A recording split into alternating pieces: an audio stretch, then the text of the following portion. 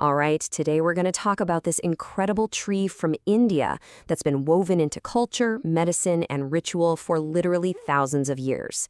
And its story, well, it all kicks off with a name you won't forget. Just look at that explosion of color. I mean, it's pretty obvious why this tree is famously called the forest flame. When it blooms, it's like the whole landscape just catches fire with these vibrant, amazing flowers.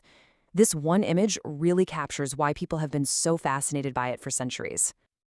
So, here's what we're going to cover. We'll uncover its fiery secret and its many, many names. We'll trace its ancient healing legacy, look at it as a kind of natural toolkit, and finally, we'll decode the science that's hidden inside. So let's start with its identity. You know, you can usually tell how important a plant is to a culture by just how many names it has. And Palasha? Oh yeah, it's no exception. This is a tree that has been seen and named by a whole lot of people. So, scientifically, we call it Butea monosperma. But here's something that might surprise you.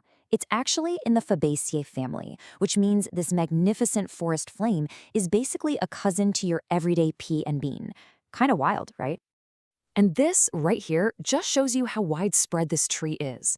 I mean, from Dak in Hindi to Moduga in Telugu. Its presence is literally woven into the different languages all across India. Each name tells just one little piece of a much bigger story. But, you know, things get really interesting when you go way back to its ancient Sanskrit roots. Because the names there, they're not just labels. They're like little poems, these vivid descriptions that show an incredibly deep understanding of the plant. Okay, so let's take Rakta Pushpak. It's super simple and beautiful, right? Rakta means red, and Pushpak means flower. So it literally just means the one with red flowers, taking you right back to that stunning picture of the forest flame we first saw. Or how about this one, Kinsuk Bizek?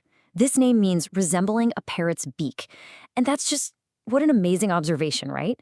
It perfectly captures that unique curved shape of the individual flowers.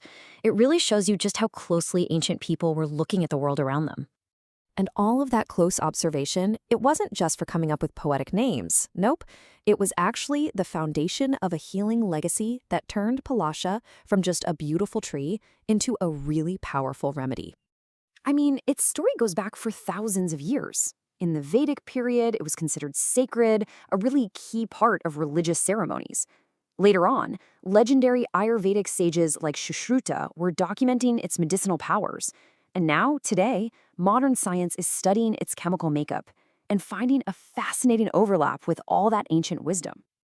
So, in the world of Ayurveda, Palasha has this very specific energetic profile.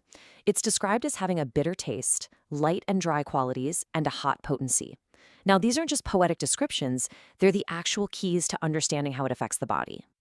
And this is how it all comes together. Palasha's hot potency is used to balance Vata, an energy that's seen as cold and airy. Meanwhile, its dry qualities help counteract Kapha, an energy that's considered heavy and moist. It's this really elegant system of balancing opposites. But this balancing act, it's not just some abstract idea. Oh no, it translates into some really practical applications, basically turning the tree into a kind of natural pharmacy, where every single part has its own specific job. And what's so cool is how specific it is. This isn't one of those general cure-all things. It's a precise toolkit. The gum acts as an astringent for digestive issues. The seeds are famously used to combat intestinal worms. The flowers address urinary problems, and the leaves are applied to help wounds heal. And you know, this wasn't just guesswork. Ancient practitioners even specified dosages. For the powdered form, or churna, a typical dose would be somewhere around 3 to 5 grams. So they were grounding these ancient practices in measurable, repeatable quantities.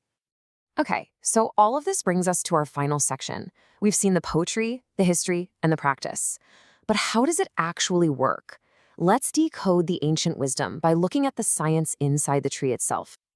So you gotta ask, right? What is the secret behind this power? What exactly gives this ancient remedy its potent, observable effects on the human body? Well, the answer, it turns out, is in the language of modern chemistry. The tree is just jam-packed with active compounds called phytochemicals, like bisetosterol, butrin, and one that's even named palasonin. This is really that aha moment where thousands of years of observation finally meet the microscope. And here's the clearest connection of all. Remember the traditional use of the seeds for intestinal worms? Well, modern science suggests a compound named palisonin, named right after the tree itself, is the active ingredient responsible for that very effect. It's a powerful validation of that ancient wisdom. You know, when you think about it, this one tree really encapsulates the entire journey. From a sacred offering in a fire ritual to a source of complex compounds studied in labs today, the story of Palasha is truly a journey through time. And it just leaves us with one final fascinating question to think about. If the flame of the forest held these secrets for so long, what other ancient remedies, hiding in plain sight all around us, might still hold the keys to modern wellness?